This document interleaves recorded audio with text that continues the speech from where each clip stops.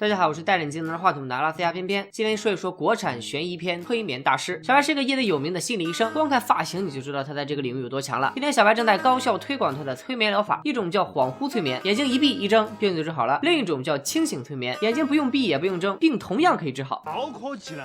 这时小白的老师方教授找到小白，说最近有一个情况很特殊的病人叫如花，从小没爹没娘，父母双亡，老说自己能见到鬼，他坚持认为自己没病。小白的同学沈医生没治好，于是向方教授求助，方教授就打算让自己最出色的学生小白试试。小白准备开车带方教授去吃饭，但当方教授上车后，小白突然提出开车太费油，要不咱们还是走路吧，低碳环保又健康。那么抠你。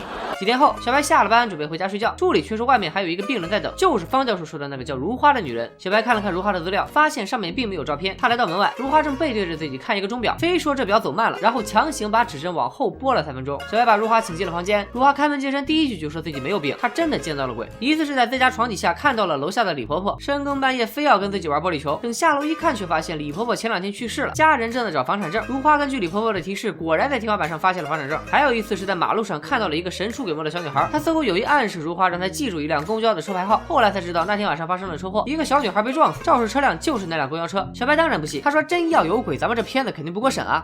他认为如花说的这些只是梦境和巧合，问题有可能和如花的身世有关。来，大胆的说出你的故事。如花说她从小生活在南都，亲生父母富贵和淑芬当年欠了很多钱，走投无路自杀了，祖先把她送到了北方的丰城孤儿院。她至今还记得进孤儿院时看到的红花和漫天飞絮。听完后，小白去卫生间给一个朋友打电话，问他什么植物会在飘柳絮时开红色的花。朋友告诉小白可能是木棉，但这种花只有南方有，北方的丰城并没有木棉，而且木棉就是南都的市花。还没说完，卫生间的水溢了出来，一见到水，小白非常紧张，吓得赶紧挂了电话。小白认为如花一直在说谎，于是决定对他进行催眠疗法。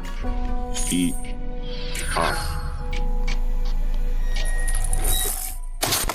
我已经被催眠了吗3。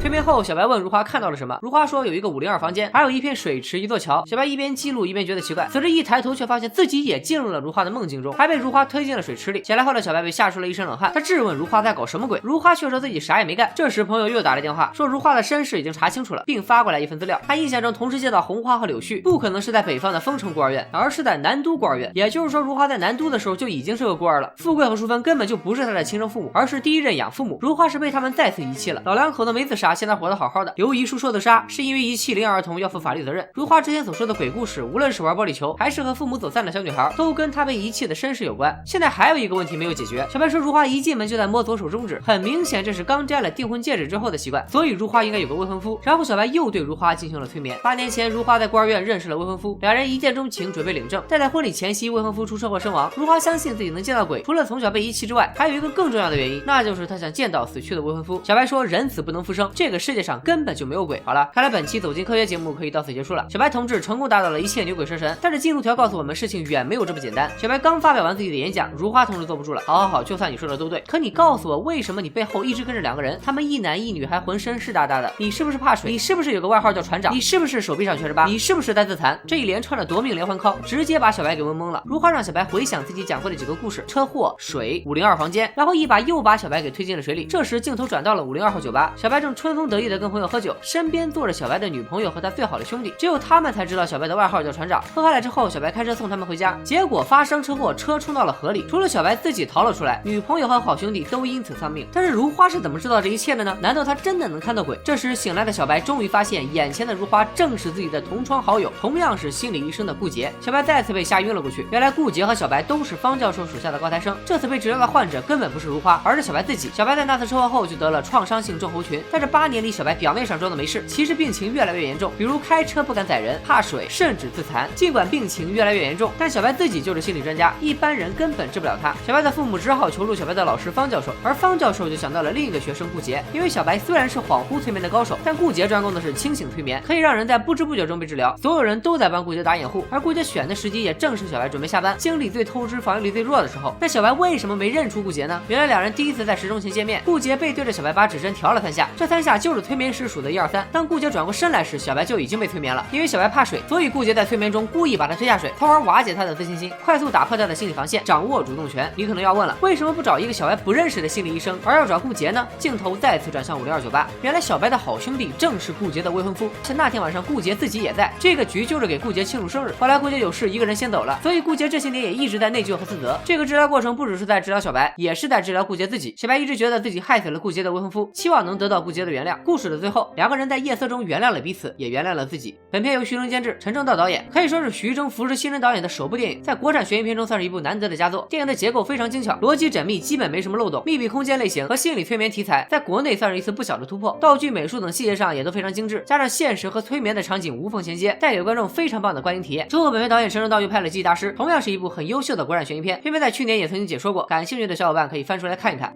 拜了个拜。